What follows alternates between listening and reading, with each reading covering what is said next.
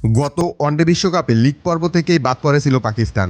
চলমান টি-20 বিশ্বকাপেও একই খাদের দ্বারপ্রান্তে দাঁড়িয়ে বাবর আজমরা যুক্তরাষ্ট্রের কাছে বাজেভাবে হারার পর দ্বিতীয় ম্যাচে ভারতের বিপক্ষে 120 রানের সহজ লক্ষ্য টপকাতে পারেনি পাকিস্তান। এতে কাগজে কলমে বাদ না হলেও অলিখিতভাবে এবার গ্রুপ পর্ব থেকেই বিদায় নিশ্চিত পাকিস্তানের। কারণ টানা 2 ম্যাচ জিতে ভারতের সঙ্গে এগিয়ে রয়েছে যুক্তরাষ্ট্র। রোববার এ গ্রুপের হাই ভোল্টেজ ম্যাচে ভারতের বিপক্ষে মাঠে নেমেছিল পাকিস্তান।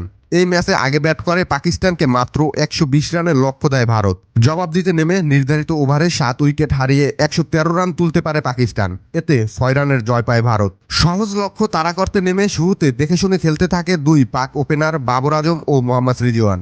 তবে ইনিংস বড় করতে পারেননি বাবর। 10 বলে 13 রান করে বুমরার বলে আউট হন এই ডানহাতি ব্যাটার। এরপর ওসমান খান 15 বলে 13 রান এবং 8 বলে 13 রান করে সাজঘরে ফেরেন ফখর জামান। তবে এক প্রান্ত আগলে রেখে দলকে জয়ের পথে এগিয়ে নিতে থাকেন মোহাম্মদ রিজওয়ান। 15তম ওভারে বুমরার দ্বিতীয় শিকার হন রিজওয়ান। 44 বলে 31 রান করে এই ওপেনার আউট হলে চাপে পড়ে যায় পাকিস্তান। 7 বলে 4 রান করে শাদাব খান আউট হলে পাকিস্তানকে চেপে ধরে ভারত। 19তম ওভারের শেষ বলে ইফতেখার আহমেদ আউট হলে ম্যাচ থেকে ছিটকে যায় পাকিস্তান। শেষ 6 বলে তাদের লক্ষ্য দাঁড়ায় 18 রান, কিন্তু শেষ ওভারে 23 বলে 15 রান করা ইমাদ আউট হলে নির্ধারিত ওভারে 7 উইকেট হারিয়ে 113 রান তুলতে পারে পাকিস্তান। এতে 6 রানের জয় পায় ভারত। ভারতের হয়ে এদিন সর্বোচ্চ 3 উইকেট শিকার করেন জাসপ্রীত বুমরা। এছাড়াও হার্দিক পান্ডিয়া 2টি, অক্ষর প্যাটেল এবং আর্শদীপ সিং 1টি করে উইকেট নেন। এর আগে টস হেরে ব্যাটিংয়ে নেমে শুরুটা ভালো হয়নি ভারতের। ইনিংসের 9তম বলে সাজঘরে ফেরেন কোহলি। 3 বলে 4 রান করেন তিনি। 12 বলে 13 রান করে তাকে সঙ্গ দেন রোহিত শর্মা। দলীয় 20 রানে 2 ওপেনারকে হারিয়ে চাপে পড়ে যায় ভারত। 2 ওপেনারের বিদায়ের পর দলের হাল ধরার চেষ্টা করেন ঋষভ পান্ট এবং অক্ষর প্যাটেল। তবে পাওয়ার প্লের শেষ ওভারে আমিরের বলে পান্থের 3টি ক্যাচ মিস করে পাকিস্তানের ফিল্ডাররা। পাওয়ার প্লেতে 2 উইকেট হারিয়ে 50 রান তোলে ভারত।